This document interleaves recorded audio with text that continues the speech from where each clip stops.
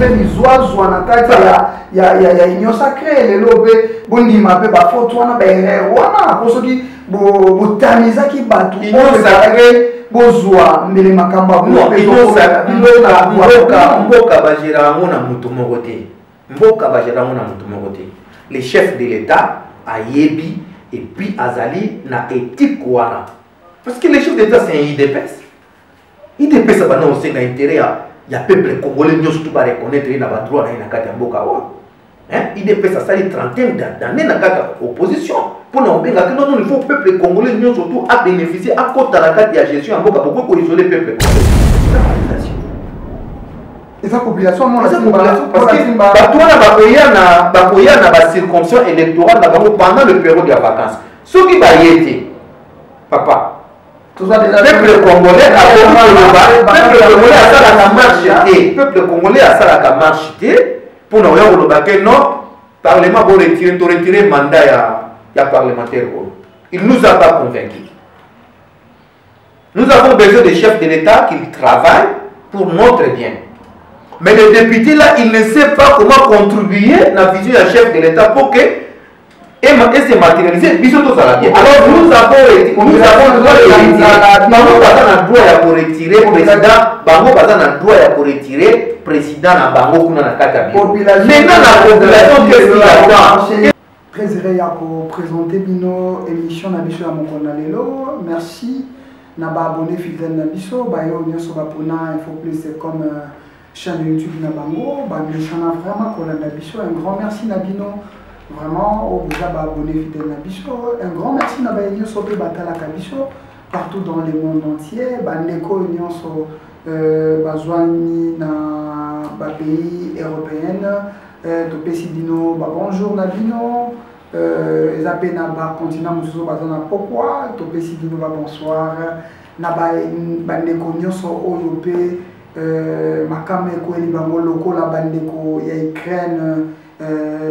Topé na Moscou vraiment toujours compatir Nabino bandeko na biso ba congolais nzamba za Nabino abate Nabino esika bozali vraiment nga bino Mustafa Malembe ndene na yosala bino tout ça va musalo ezala kapona ba information yango esala que toi difficile ba nyoso ba pona info plus comme chaîne YouTube na bango na sima caméra ndeko elisampo to beta masolo ma matali mboka tobeta suppression ya ram oyo population elelaki mokonzi mboka lobaki na debi ya mois ya mars ekozala supprimer taxe ram et salami est-ce que salami vraiment toyebite tobeta mai etali arrivé à edoxy ya ona grand P oyo le gouverneur de la ville Jean-Denis Mbaka Ngobila a invité Kibango pour na Kimopé que est-ce que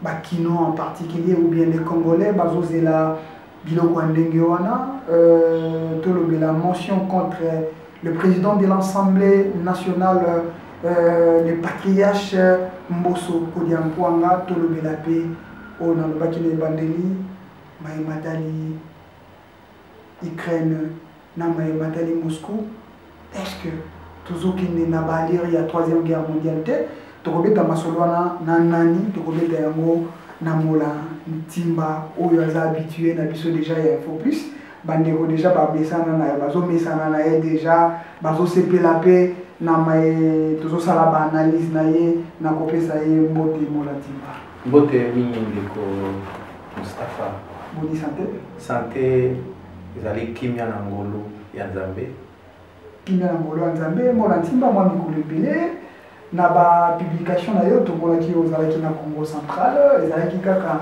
na cadre ya musala ya parti to pe ezalaki kaka pozalaka na double casquette politique religieuse est-ce que ezalaki na makambo ya religion te to pe ezalaki politique ezalaki na cadre moko culturel eza na cadre moko donc na koloba politico culturel po omoni biso tozali passionné na politique et puis Congo pe photo tombolango pas seulement que na politique mais tu as un niveau culturel, même un niveau de la religion.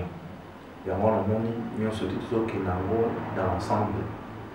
Alors, Kokenangai, dans le Congo central, il y a mingi sur invitation, il y a association moko culturelle, il y a Bajen, où ils allaient dénommer SOSA, donc Société Savante.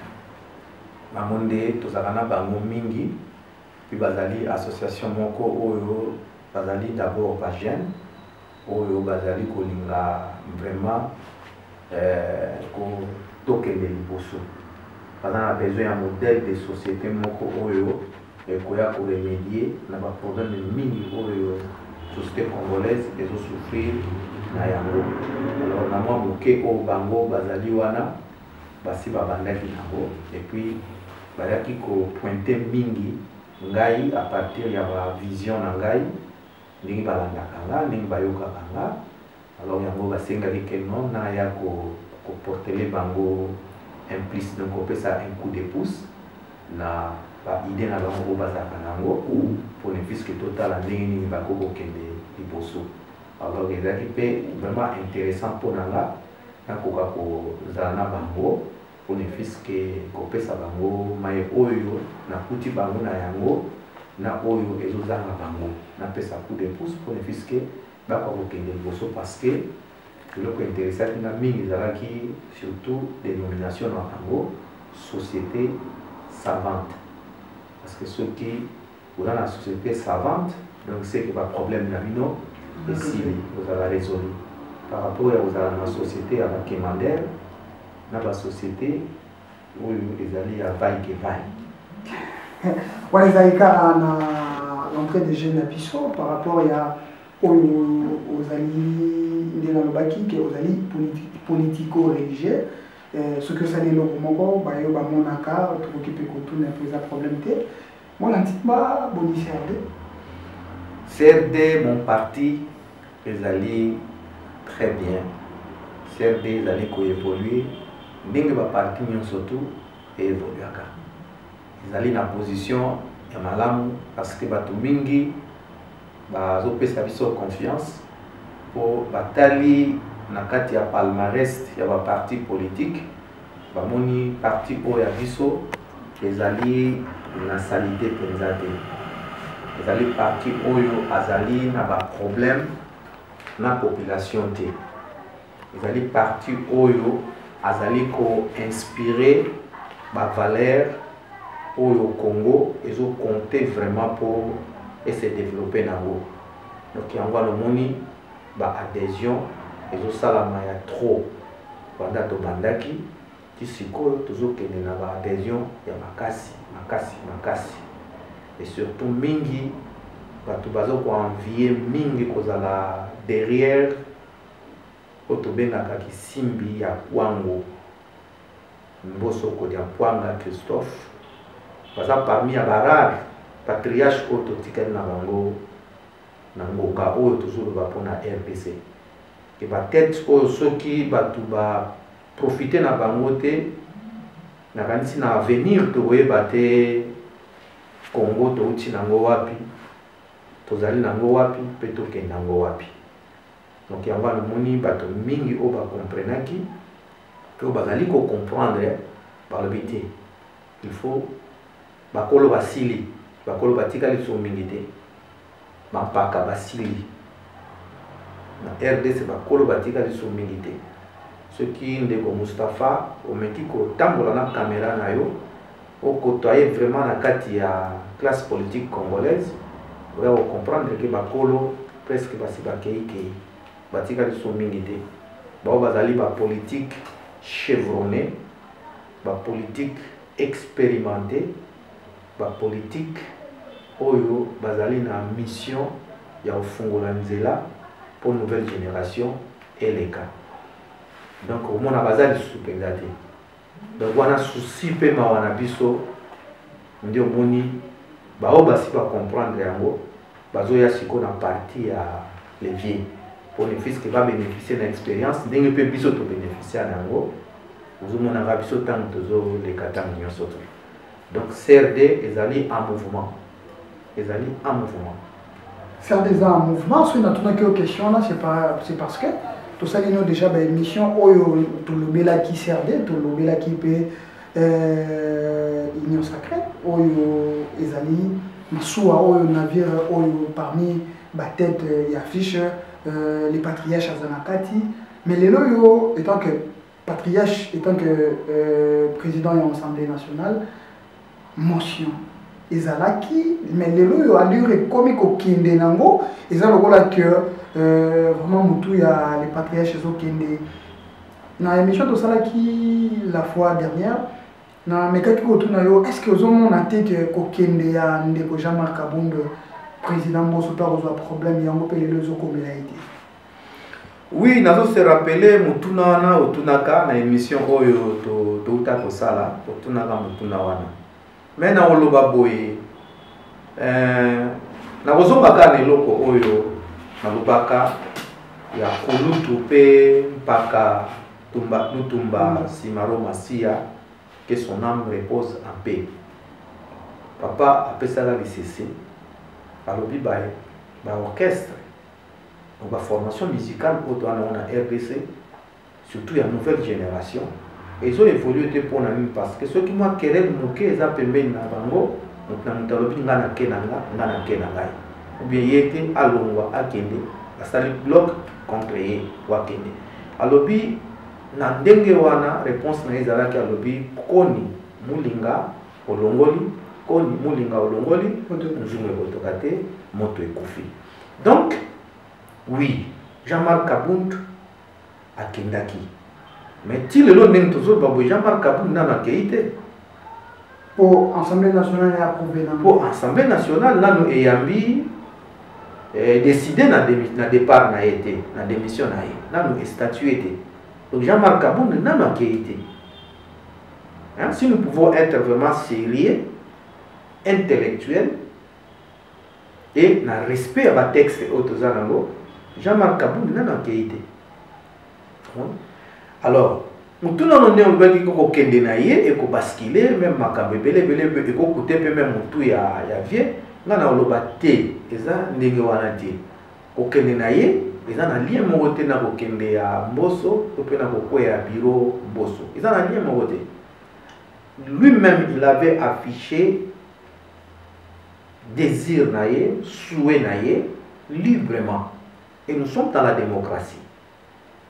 Nous surtout au azali ko manifester expression nous surtout au azali nango d'abord ils allaient na droit naie à manifester yango alors sous ça là démocratiquement ma bezalité et puis ils allaient pe loko bako coller à mon bureau mobimbate parce que lui il avait fait ça d'une manière individuelle ils a droit naie alors comment ego salake o Mbosso akende o Kabunda funguli porte wana tobiki na éthique oyo ba congolais sans distinction ya ba rang intellectuel ou pas éthique o lelo au Congo ezolakisa na ba génération o ezo ya okota lelo eza éthique ya kokwesa Congo ya opesa Congo makasi te tobaki na éthique wana lokola yango ezosala ndenge wana ezobima ndenge wana yango nde mutu kofungola porte pour ne fiske bao bazali mayele mabe basala nini ba profiter na acte posé par Jean-Marc Kabund pour wana koluka moyen pour déstabiliser bureau ezalaki équipe na bango parce que lorsqu'on cherche à déstabiliser ou bien peut-être coéquiper mon corps à funguli porte donc c'est que et comme une insécurité pour na baninga nyonso to bazaki na kati ya bloc alors insécurité wana ndi yango nomoni ndeko oyo bazobenga soki irachan na maîtrisaka kombo wana malamu penza te ndi ye wana peut-être azali moko parmi ya ba oyo balingi pa profiter peut attenter que ko profiter na porte wana pour ne fisque ba bousculer bureau to pe bloc wana oyo Jean-Marc Kabund azaki moko katikati na bango en créant des propos oyo ezali na non-sens parce que moi je l'appelle je vais les citer comme non-sens. Pourquoi? Parce que kolobaki parlement bureau et tout ça les locaux mon côté Parlement et ça dans le lot comme côté. Mais tant que à lobby lui il pense qu'il est en train d'acquiser le bureau. Mais que le Parlement fonctionnera en concours, il y a bureau, n'a pas parlementaire non surtout. Bureau ils allaient on a été pour le lot parlementaire pour ça la pour voter pour, si vous votez dans le Molibino, non. Bureau a classé, bah dossier où ils ont quota et pas naïe, a classé yango. Et puis ce qui a classé yango suivant la priorité. Parce que le Parlement est là qui pour aider et accompagner le chef de l'État. Et permettre le chef de l'État à ça le Parlement au tout en Mosiko. Tout dit comme il y a accord, il y a FCC ainsi de suite. Le chef, il avait sollicité la population, parce là qui demande. Et pas il y a chef. Que chef, s'il le faut, au dissoudre le Parlement, on a dissoudre yango. Comment? Et le chef a dit que non. En tout cas, Nayoki Onyo Sobalobi Nanga, Excellence président de la République, Félix Antoine Tshilombo, Alobaki Yango, Ayokaki peuple, Awanakati ya Congo, Ayoki peuple, na Libanda ya Congo, Akenaki Tina Europe, Akutena ba diaspora. La diaspora, ba ibisi balobi que nos chefs, en tout cas, sont au monique par les Mawana, et ça, qu'on ensemble était pour Mboka et puis ça changement pour dissoudre. Et les chefs ailleurs sur Nakati Mboka a wakutu kolobate pour mona base ya IDPS à l'obango à ciel ouvert que non chef dissoudre le parlement. Et les chefs na motema o ya zalaki nango et puis na respect o zalaki nango ya ba texte à l'obaki soki ba texte et pesinga nzela na dissoudre yango na dissoudre yango et le chef va négocier yango malobi poto comme en esika wana balam to que na consultation afin que to que no loka to changer conduite ya parlement wana poto kota na conduite o et pour permettre que les institutions collaboration ezala étroite pour le fils que mboka et tambola li yango mon to qui parlement oyo to zanango sikoyo. Mais ce qui les loyaux de Komoko a lancé par motion pour accueillir bureau,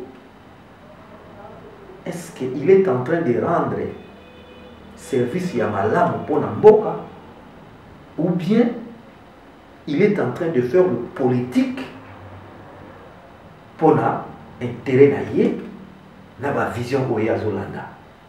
Pour Namboka. Quand on dit que dans l'Assemblée nationale et comment système de mention payant, est-ce que ça y a un côté peut-être créer Babylone pour peut-être moi Kanya qui côté n'endengase et pour la banque on va député Babi nous avons député Bolongwa pauvre mais la mention créée il y a un commissaire va pas comme Namboka. Ndeko Mustafa eza yote mutu olobi yango ezanga pete muna koloba yango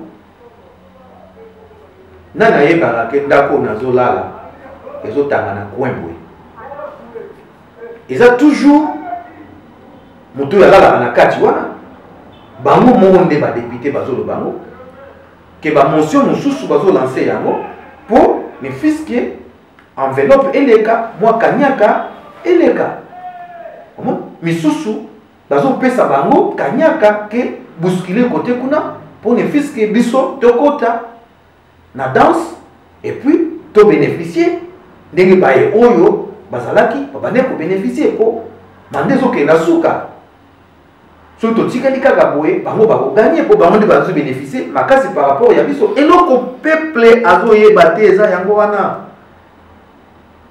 eloko bazo ko yebisa peuple te eza yango wana. Qu'est-ce qui va arranger ce qui parlement wana beaucoup ici bureau nango sikoyo?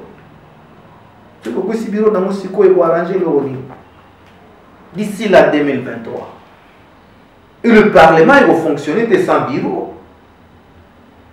Donc tous on a procédure ya oloka botia bureau mususu. Et le procédure en tant que botia bureau mususu. Ça va prendre du temps ou bien ça va fonctionner au-delà des temps. tant que nous la makambo ya l'Assemblée nationale, on dit que la motion les que non bureau de l'Assemblée nationale de Salaté, il y a bazo sala motion. Mais le dossier ram oyo ba député ba lobelaki oyo population de la qui makasi dossier ram de suppression ya ram les salami. Est-ce que bureau est au Salaté?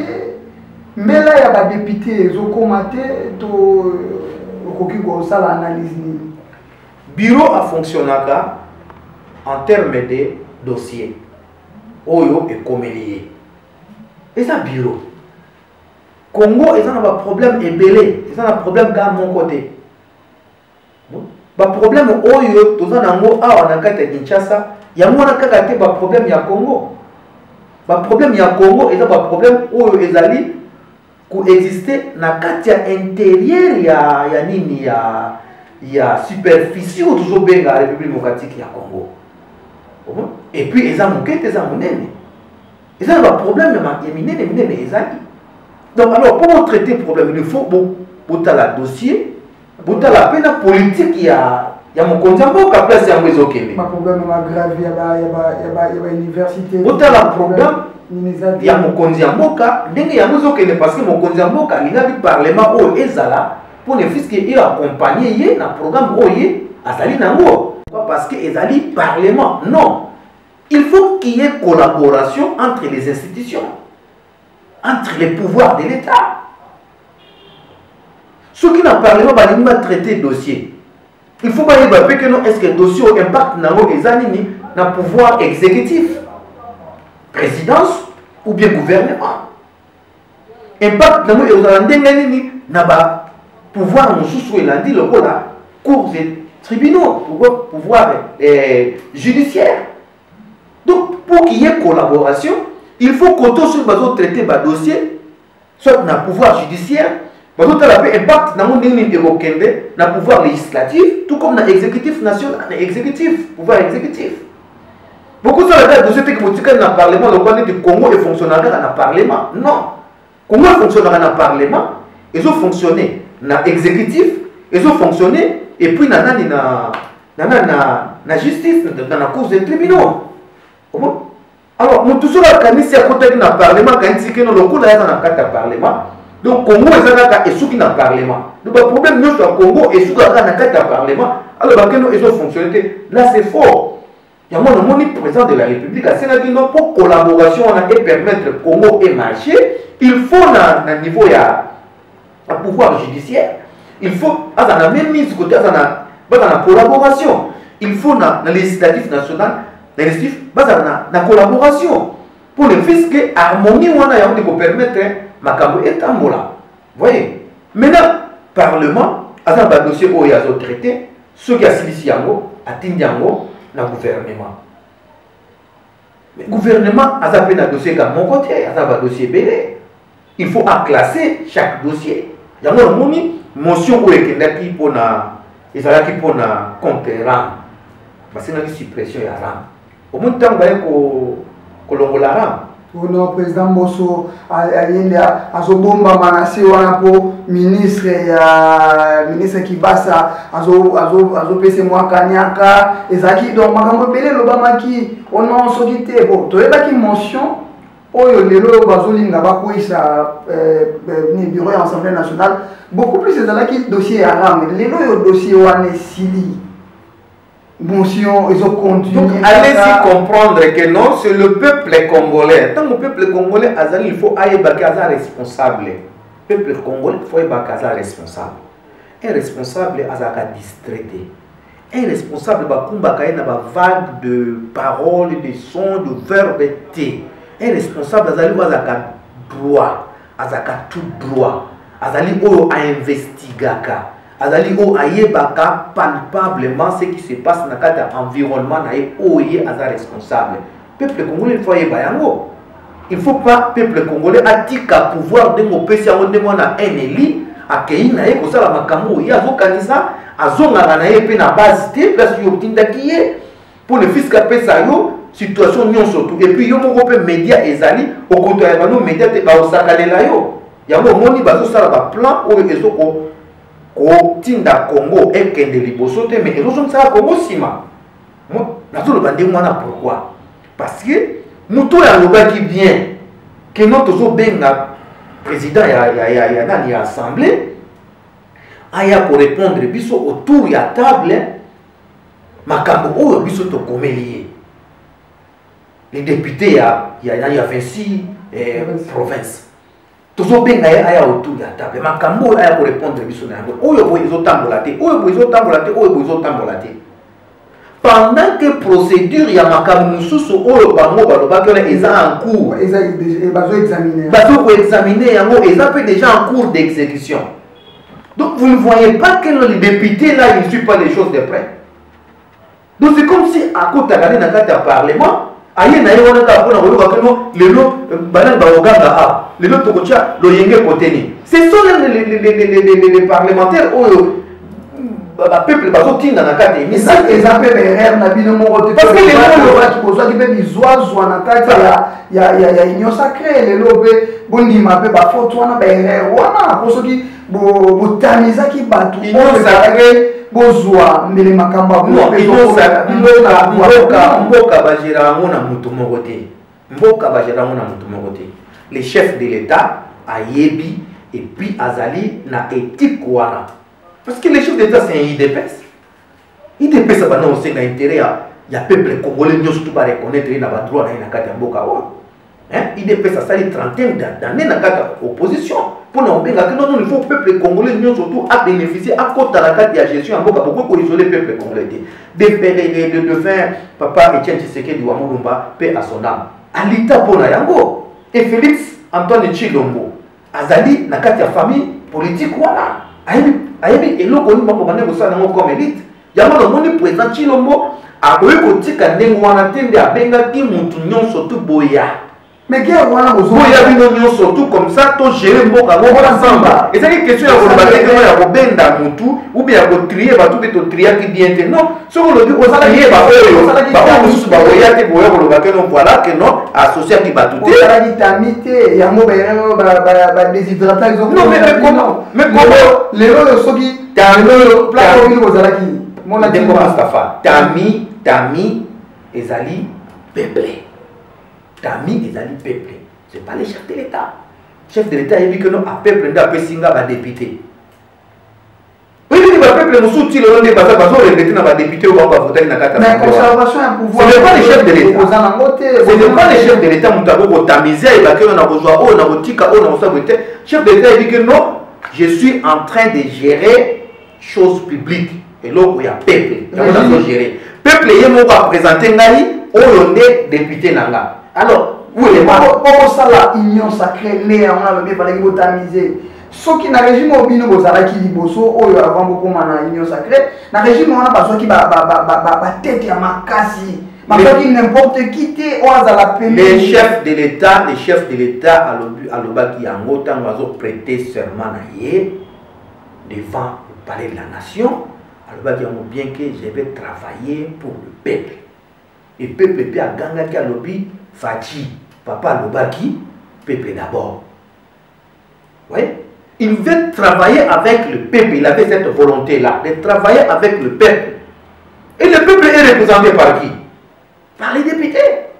Alors, ils ont sacré, ils cadre, vision. Ils ont sacré, ils cadre, ils ont incarné vision et chef de l'État. Et vision et chef de l'État pour ils ont matérialisé et donc il faut concours il y a peuple va côté na question pour matérialiser vision et chef de l'État. Vous voyez? Alors peuple a mon nena alors ce peuple n'a pas là-bas il a besoin que non peuple wana ba que nous va dans parlement ba matérialiser vision wana ndi bango wana oya benga qui par consultation ba bengi bango ba ya pour tout changer par là tu veux comprendre ce que non peuple à ça la dit pas mauvais choix il y a aussi que ils ont causé par préjudice sur le peuple aime bien ça qui peuple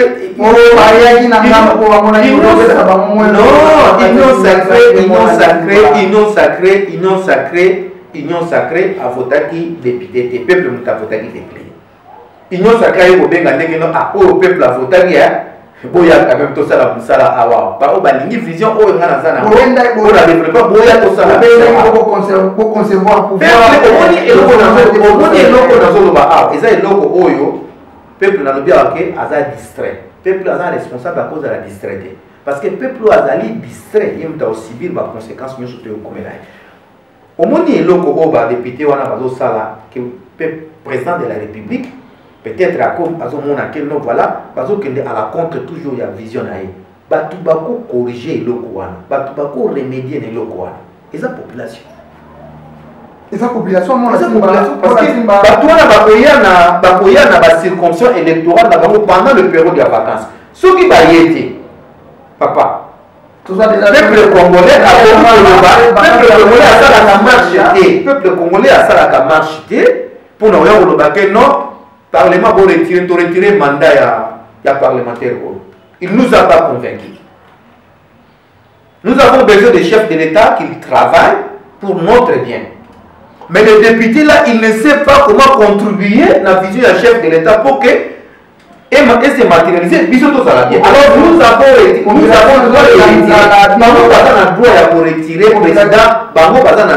retirer président na bango kuna na kata bi. Maintenant la population qu'est-ce qu'il attend pour retirer pe bango kuna. Nzala ezali bato yo bakendai kuna bazolobela na bango population te mboka pe changer te. C'est ça ya on social ango ti lelo tozozela ezosimba te population ko marcher ndenge. Ya mona lobby ke papa mo biloko oyo cité wana biloko wana nde ya mwana ekumbaka mutu asala nini atelema aloba.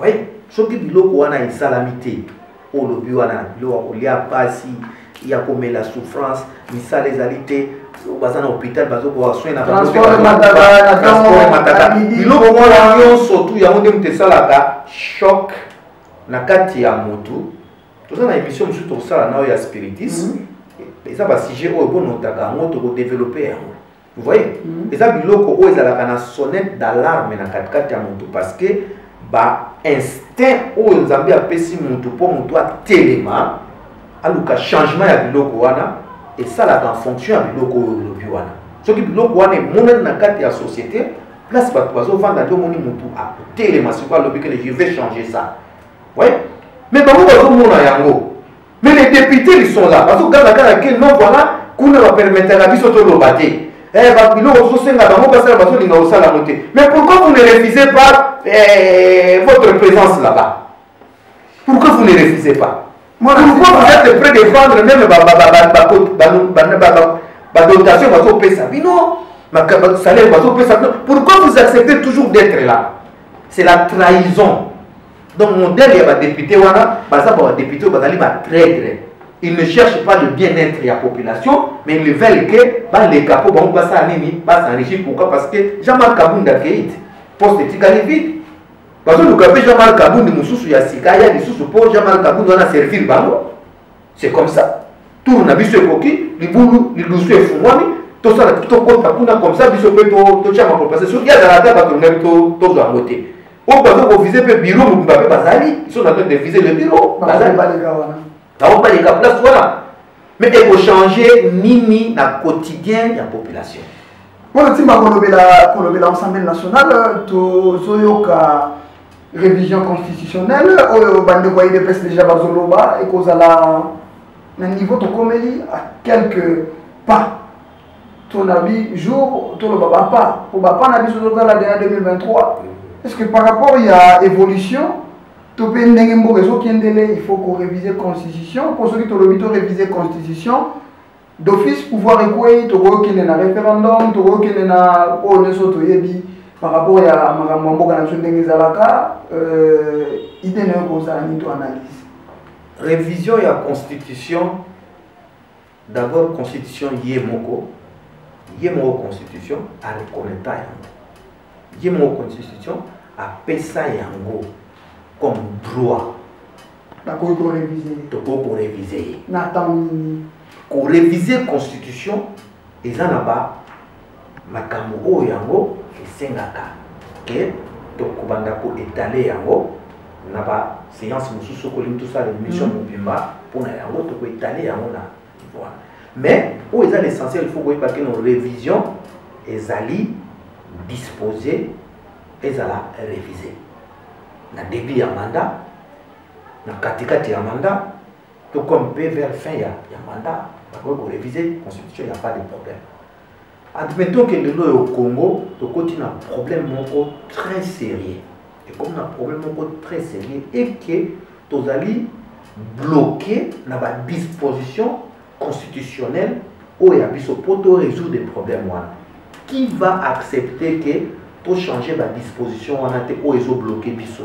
Mais le glissement au Rwandais, le glissement au bateau de Rwandais, qu'on réviser la constitution, c'est comme si c'est pas les termes et ça de réinitialiser le téléphone tout ça soit zéro. Est-ce que ça par rapport à Nenge Mbokezo tambola lelo eza malamu mingi ide na yo mboka Nenge yango ezo tambola so totali Nenge mboka ezo tambola soki eyebisi biso tomoni ba nécessité ya ko changer constitution, topeko modifier constitution pour to longwana oyo population bato bazo déplorer na yango namoni lo mo ko empêcher wana te to mais la bobe tapé 18 ans à bino eza question ya ko umela te eza question ya ko umela te donc elingi koloba te elingi koloba na lobi boya papa Mustafa hein bao balingai ba tenter ko réviser constitution ba lo lukani ba bande ko luka troisième mandat bino bese ke ko so écoutez ba bande ko luka ko réviser constitution ba lo lukani troisième mandat maintenant Félix Tshisekedi Tshilombo dans le mandat de moko oye azosala ya na facilité avec sous la possibilité il y a déjà mandat ya mibale aucune élection bozomona niveau memeli mo na ndenge mo malamu non il y a un autre domi kate la kaka pour changer élection ezali loba liboso ya peuple convaincre le peuple pour le peuple appeler ça confiance. Élection est quoi? Muto a convaincre le peuple était ni wale mutabanga que non moyen que l'élection estalité. Et puis muto a convaincre était ezali muto azali na argumentaire était ou bien ezali muto a yebi milliers na été a yeba difficulté ba problème ou écrit na kata milliers o yazalité. Ouais. Mais biso to yebi très bien. Surtout le biso zo ga 2 ans ya pamba. 2 ans na ya pamba. Est-ce que tu as un argumentaire? Na 2 ans ya pamba oyo président Félix akutana kinango na accord ya FCC. Beaucoup m'a volé la côté wana écoutez yango wana la personne un exemple wana na personne exemple palpable non na personne exemple palpable wana pour te dire que non babilo comme sous baso le baké non lo bakolia nini boy. Mais il est qui désenté. Il est qui désenté. Promesse ne sont pas qui population aussi mbad. Non, va pas qui promesse. Pour réviser constitution pour tout la zéro total anan. Tiko na marque ni ndoko président Félix Tshisekedi Tshilombo azali na mandat mobimba possibilité ya mandat mobimba liboso na ye. Et puis union sacrée ayebi population azolela le pourquoi la population wana azolela union sacrée ayebi yango mutu nyonso to afai na kati ya Congo awa ayebi yango muninga na bandelo na débit ya mana lobika te poto zonga na makambia FCC to ko accuser FCC non on n'accuse pas FCC mais le FCC doit être accusé aussi pourquoi parce que il fait partie na kati ya ba anomalie oyo ezwami na kati ya quinquennat oyo il faut qu'il soit cité. Et si on va citer le mot de Bakar, que non, ton limite au Kim à la côté, non, ils ont Kim à la tête. Il a participé, mais dans le sens négatif. Non, et ça n'a pas été. Oh, il y a biso, ce sont là des cas, par exemple, peut-être individuels. Oh, mais, oh, c'est quoi? Et ça bloque. Oh, ça le plus grave, c'est le bloc. Et le bloc là continue toujours à manigancer les choses. Au niveau même, il y a une institution. Très bien, très bien. Est-ce que n'a parlement basé FCC n'a parlement basé pas dans le parlement. Babunda ni kutu pour la suppression à l'année. oyo ezalaki initiative mpe ya biso moko mpe nyonso yake toapuyaki yango suppression ya Denis Niara bango babundaki mpe mpona yango. Mais est-ce que yango nde lingo olobaki non bango bajouaki sale jete pendant 2 ans awa ya nani oyo ya besoin ya nani ya population congolaise. Yo soki tozokende mwa mingi tokomela mpe awa tozozwa yo mwa rapidement mpo lelo opema mpe nanu biso mpe topema mpo toyebike yo olobaka mwa mingi. Les virgule bazokokendre Congo vraiment mauvais service. Alors yango nomoni nazaka mingi kobase na rhétorique nanga ezali mpona kotombola mayele ya bato bakoka mingi kocomprendre. Yango nomoni oyo tozoloba awa ezali mpo bandeko boyoka bokende koanalyse yango soki bomoni ke ezokoconvenir te poser des questions et puis bozwa banuméro ya contact ezali wana bokomela biso comme ça toya kozonga na kobongisa oyo ekokokana makanisi na bino place yango ezokende. Donc vraiment en tout cas esengo mingi nazaka nango soki tovandi boye na kati ya émission komona elisample na nsima ya caméra komona ndeko Mustapha ezalaka esengo mingi vraiment tokende kaka boye bato bazoyoka biso mpe bakocomprendre biso. Merci bato bazoyoka biso mpe bakocomprendre biso Molatimbo alobi vraiment eloko moko eza très capital bato balingi beaucoup plus trop de polémiques, trop de fake news, trop de buzz, mais biso topesaka information sûre et fiable. Oyo Molantimba pona kozwa ezaka na mpasi. Je vous assure ezaka pasi. Donc tina vanda na bibliothèque oyo nasalaka nango émission donc na mbongama pona ya sinote okwe ya yo moko na ba question mususu ukatani vraiment. Un grand merci na ba abonné fidèle na biso na ba nyonso yo ba soutenir na biso vraiment pour s'abonner massivement na Info Plus to kutani na numéro mususu